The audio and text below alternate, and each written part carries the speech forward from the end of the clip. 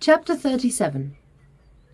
The two gentlemen left Rosings the next morning, and Mr. Collins, having been in waiting near the lodges, to make them his parting obeisance, was able to bring home the pleasing intelligence of their appearing in very good health, and in tolerable as spirits as could be expected after the melancholy scene so lately gone through at Rosings. To Rosings he then hastened to console Lady Catherine and her daughter, and on his return brought back with great satisfaction a message from her ladyship, importing that she felt herself so dull as to make her very desirous of having them all to dine with her.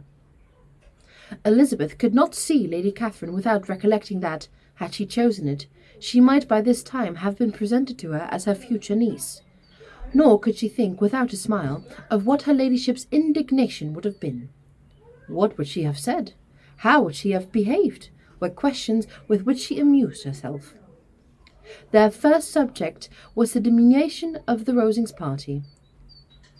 "I assure you, I feel it exceedingly," said Lady Catherine. "I believe nobody feels the loss of friends so much as I do, but I am particularly attached to these young men, and I know them to be so much attached to me. They were excessively sorry to go, but so as they are. The dear Colonel rallied his spirits tolerably till just at last, but Darcy seemed to feel it most acutely, more, I think, than last year. His attachment to Rosings certainly increases." Mr. Collins had a compliment and an allusion to throw in here, which were kindly smiled on by the mother and daughter. Lady Catherine observed after dinner that Miss Bennet seemed out of spirits, and immediately accounting for it herself by supposing that she did not like to go home again so soon, she added, "But if that is the case, you must write to your mother and beg that you may stay a little longer. Mrs. Collins will be glad for your company, I am sure." "I am much obliged to your ladyship for your kind invitation," replied Elizabeth, "but it is not in my power to accept. I must be in town next Saturday." "Why, at that rate, you will have to be here only 6 weeks. I expected you to say 2 months. I told Mrs. Collins so before you came. There can be no occasion for your going so soon.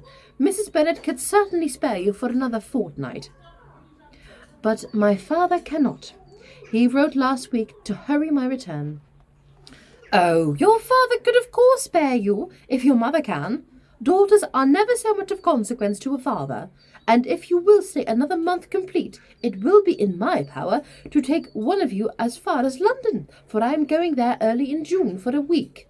And as Dawson does not object to the barouche box, there will be very good room for one of you, and indeed, if the weather should happen to be cool, it should not object to taking you both, as you are neither of you large."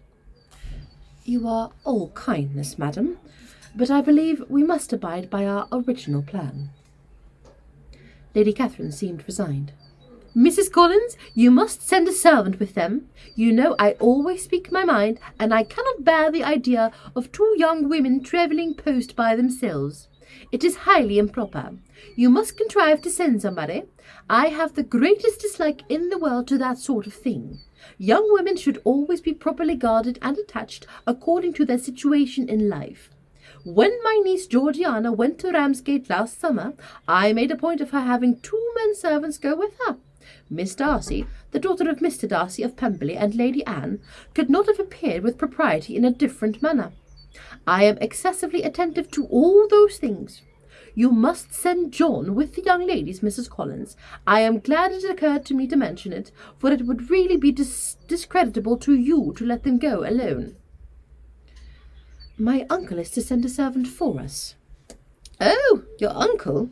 He keeps a manservant, does he? I am very glad you have somebody who thinks of those things. Where shall you change horses?" "Oh, Bromley, of course. If you mention my name at the bell, you will be attended to." Lady Catherine had many other questions to ask respecting their journey, and as she did not answer them all herself, attention was necessary, which Elizabeth believed to be lucky for her, or with a mind so occupied she might have forgotten where she was. Reflection must be reserved for solitary hours. Whenever she was alone, she gave way to it as the greatest relief, and not a day went by without a solitary walk, in which she might indulge in all the delight of unpleasant recollections. Mr. Darcy's letter she was in a fair way of soon knowing by heart. She studied every sentence, and her feelings towards its writer were at times wildly different. When she remembered the style of his address, she was still full of indignation, but when she considered how unjustly she had condemned and upbraided him, her anger was turned against herself, and his disappointed feelings became the object of compassion. His attachment excited gratitude, his general character respect, but she could not approve him, nor could she for a moment repent his refusal, or feel the slightest inclination to ever see him again. In her own past behaviour there was a constant source of vexation and regret, and in the unhappy defects of her family, the subject of yet heavier chagrin. They were hopeless of remedy.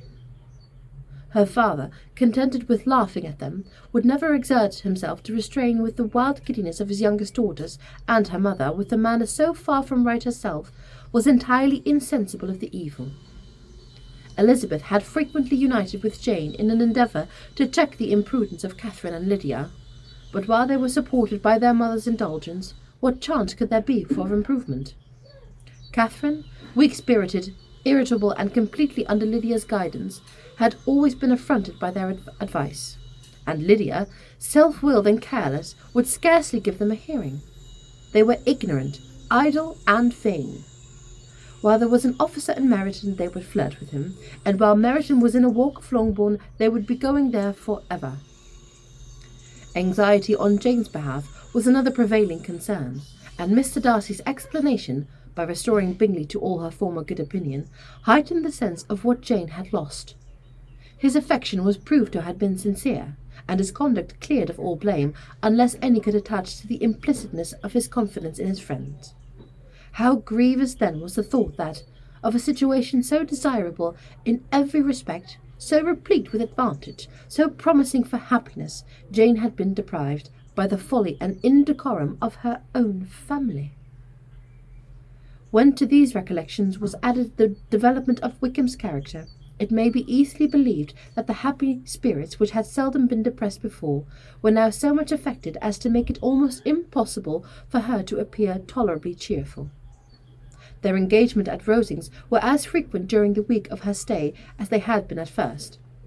The very last evening was spent there, and her ladyship again inquired minutely into the particulars of their journey, gave them directions as to the best method of packing, and was so urgent on the necessity of placing gowns in the only right way that Maria thought herself obliged on her return to undo all the work of the morning and pack her trunk afresh. When they parted, Lady Catherine, with great condescension, wished them a good journey, and invited them to come to Hunsford again next year, and Miss de Bourgh exerted herself so far as to curtsy and hold out her hand to both.